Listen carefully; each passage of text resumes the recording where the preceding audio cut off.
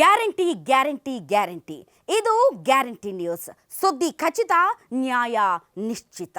ಕಳೆದ 20 ವರ್ಷಗಳ ಕಲ್ಲು ಮುಳ್ಳಿನ ಪತ್ರಿಕೋದ್ಯಮದ ಹಾದಿಯಲ್ಲಿ ಅತ್ಯಂತ ಸಾರ್ಥಕ ದಿನ ಇದು. ಕನ್ನಡ ನಾಡಿನ ಹೆಣ್ಮಗಳಾಗಿ ಒಬ್ಬ ಪತ್ರಕರ್ತೆಯಾಗಿ ನನ್ನ ಜೀವನದ ಅತ್ಯಂತ ಸಂಭ್ರಮದ ದಿನ ಇದು. ಈ ದಿನಕ್ಕಾಗಿ ಹಲವಾರು ರಾತ್ರಿಗಳ ನಿದ್ದೆಗಳನ್ನು ಕಳೆದುಕೊಂಡಿದ್ದೇವೆ. ಅದಕ್ಕೆ ಕಾರಣ ಆ ಕನಸು ಅತ್ಯಂತ ಈಸಿ ಕನಸಾಗಿರಲಿಲ್ಲ. ಆ ಕನಸು ನನಸಾಗಬೇಕಂದ್ರೆ, ಆ ಗುರಿಯನ್ನು ನಾವು ತಲುಪಬೇಕು ಅಂದರೆ ದೊಡ್ಡ ಹೋರಾಟವನ್ನೇ ಮಾಡಬೇಕು ಅನ್ನುವಂತಹ ಅರಿವು ಮತ್ತು ವಾಸ್ತವಿಕತೆಯ ಅರಿವು ನಮಗೆ ಇತ್ತು. ಹೀಗಾಗಿಯೇ ನಮ್ಮ ಹೋರಾಟ ಕಳೆದ 1 ವರ್ಷದಿಂದ ಆರಂಭ ಆಯಿತು.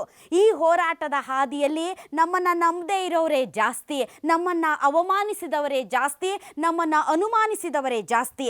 ಆದರೆ ನಾವು ಸುಮ್ಮನೆ ಕೂತ್ಕೊಳ್ಳೋರಲ್ಲ.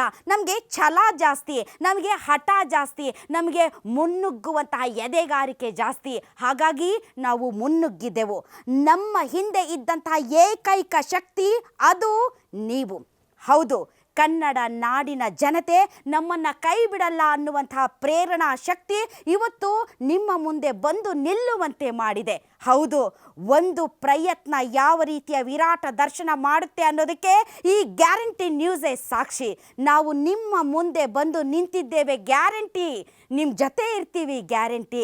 ಯಾರಿಗೂ ಸಲಾಂ ಹೊಡೆಯಲ್ಲ, ಗ್ಯಾರಂಟಿ. ನಾಡು ನುಡಿ ಜಲ ಭಾಷೆ ವಿಚಾರದಲ್ಲಿ ರಾಜಿ ಮಾಡ್ಕೊಳ್ಳಲ್ಲ, ಗ್ಯಾರಂಟಿ. ನಿಮ್ಮ ನೋವುಗಳಿಗೆ ಸ್ಪಂದಿಸ್ತೀವಿ, ಗ್ಯಾರಂಟಿ. ನಿಮ್ಮ ಕಷ್ಟಗಳಿಗೆ ದನಿಯಾಗ್ತೇವೆ, ಗ್ಯಾರಂಟಿ. ನಾವು ಬಂದಿದ್ದೇವೆ, ಗ್ಯಾರಂಟಿ. ಭಯ ಇರಲಿ, ಗ್ಯಾರಂಟಿ.